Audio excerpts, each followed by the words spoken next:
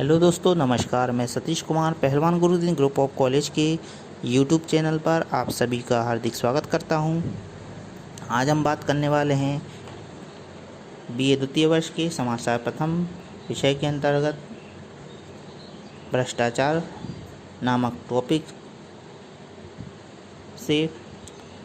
अगर अभी तक आपने हमारा चैनल सब्सक्राइब नहीं किया है तो कृपया चैनल सब्सक्राइब करें, लाइक करें, कमेंट करें, शेयर करें और साथ ही साथ बेल आइकन को क्लिक करना ना भूलें ताकि नई नई वीडियो आप तक आसानी से पहुंच सके। तो शुरू करते हैं दोस्तों। आज के समय में औद्योगिकरण और नगरीकरण के परिणाम स्वरूप भारतीय सामाजिक जीवन में सामाजिक विघटन अथवा अपराधों के जिन स्वरूपों का विकास हुआ है उसमें भ्रष्टाचार सबसे अधिक उल्लेखनीय माना गया है। आज भारतीय समाज का ऐसा कोई भी क्षेत्र नहीं है जिसमें भ्रष्टाचार व्याप्त ना हो। आज भारतीय समाज भ्रष्टाचार के पंजों में जकड़ा हुआ है। इससे निकलने का कोई भी रास्ता दिखाई नहीं देता। यदि हम देश के सार्वजनिक जीवन में बढ़ते हुए भ्रष्टाचार की तुलना अन्य बातों से करते हैं तो हमें स्पष्ट होता है कि भ्रष्टाचार का स्थान सर्वोपरि है। इसलिए हम भारत के वर्तमान काल को भ्रष्टाचार का युग के नाम से भी संबोधित कर सकते हैं। ये अनुचित नहीं होगा। राष्ट्र के पुनर्निर्माण की समस्त योजनाओं इस भ्रष्टाचार रूपी दानव से ग्रसित होने के कारण पूर्ण रूप से सफल नहीं हो पाती। जब तक हम इस दानव का अंतिम संस्कार न कर दें तब तक हमारा देश प्रगति नहीं कर सकता। इस दृष्टिकोण को ध्यान में रखते हुए हमें सदा भ्रष्टाचार के खिलाफ आवाज़ उठानी चाहिए। बात करते हैं दोस्तों भ्रष्टाचार के अर्थ के बारे में। तो भ्रष्टाचार शब्द दो शब्दों से मिलकर बना होता है जो कि भ्रष्ट और आचार हैं। इन शब्दों को जोड़ने पर हम अनुचित या पापपूर्ण व्यवहार या कार्य से लगाते हैं, किंतु सभी प्रकार के अनुचित व्यवहार भ्रष्टाचार नहीं कहलाते। भ्रष्टाचार से तात्पर्य विशेष तौर पे उन लोगों के अनुचित या गैर कानूनी व्यवहार से होता है जो अपनी सामाजिक प्रतिष्ठा, उच्च संबंधों तथा धन की शक्ति के कारण इस प्रकार से व्यवहार को छिपाकर कानून की आंखों में धूल झोंक देते हैं। यहाँ पर अनुचित व्यवहार से तात्पर्य विशेष रूप से अनुचित तरीकों से आर्थिक लाभ प्राप्त करने से लगाया गया है। सार्वजनिक जीवन में व्याप्त भ्रष्टाचार या अनुचित व्यवहार के कुछ स्वरूपों को हम देखते हैं जो कि इस प्रकार हैं। जैसे व्यापारियों द्वारा की जाने वाली मिलावट, कालाबाजारी, सट्टा बाजार में अनैतिकता, प्रशासनिक और सरकारी विभागों में अनैतिकता, बड़ी बड़ी कंपनियों फार्मों में बेईमानी, सार्वजनिक विभाग में घूसखोरी, डॉक्टरों वकीलों के काले कारनामे, उद्योगपतियों और पूंजीपतियों द्वारा टैक्स की चोरी करना, गैरकानूनी व्यापार करना, सरकारी ग्रांटों का दबा जाना आदि। इस प्रकार जो व्यक्ति इन कार्यों को करते हैं वे अपराधी हैं। विघटन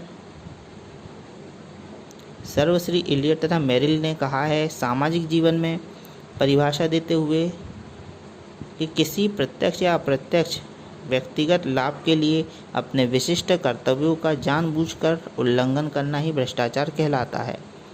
उदाहरण के लिए, वैसे तो हम भ्रष्टाचार की बात करें तो प्रत्येक क्षेत्र में हमें भ्रष्टाचार देखने को मिलता है, परंतु धार्मिक क्षेत्र की अगर बात करते हैं तो गांव, नगरों, तीर्थ स्थानों आदि सभी स्थानों में साथ साथ साधु या पंडा कहे जाने वाले धर्म के ठेकेदार धर्म के नाम पर जनता को मनमाना शोषण करते हैं।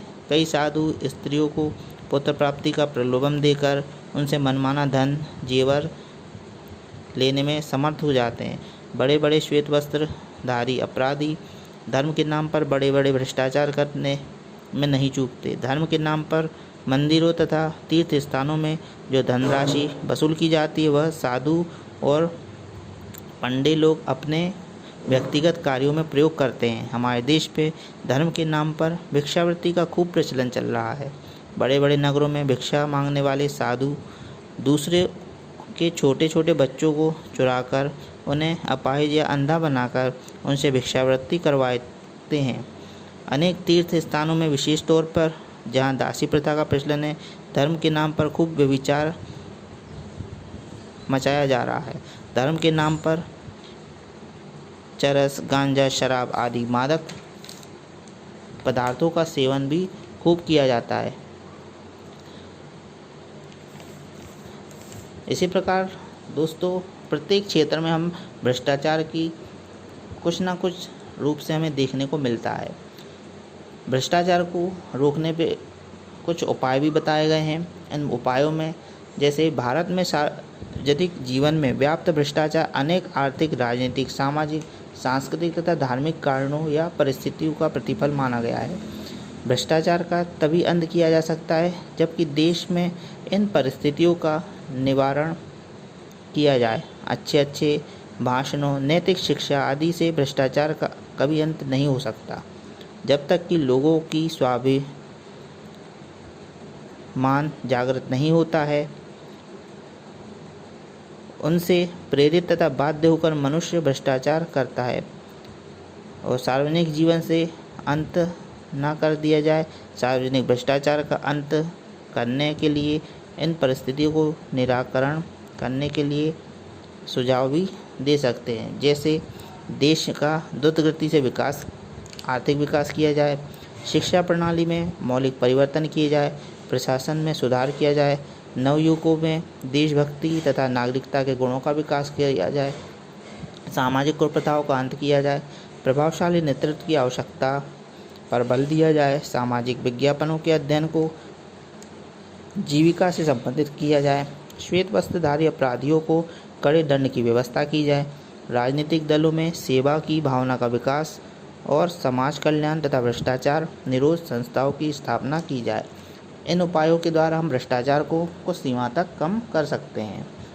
तो दोस्तों आपको वीडियो कैसा लगा कमेंट बॉक्स में अवश्य लिखें। नए वीडियो के साथ मैं आपके समक्ष पुनः उपस्थित होऊंगा। तब तक के लिए नमस्कार, धन्यवाद।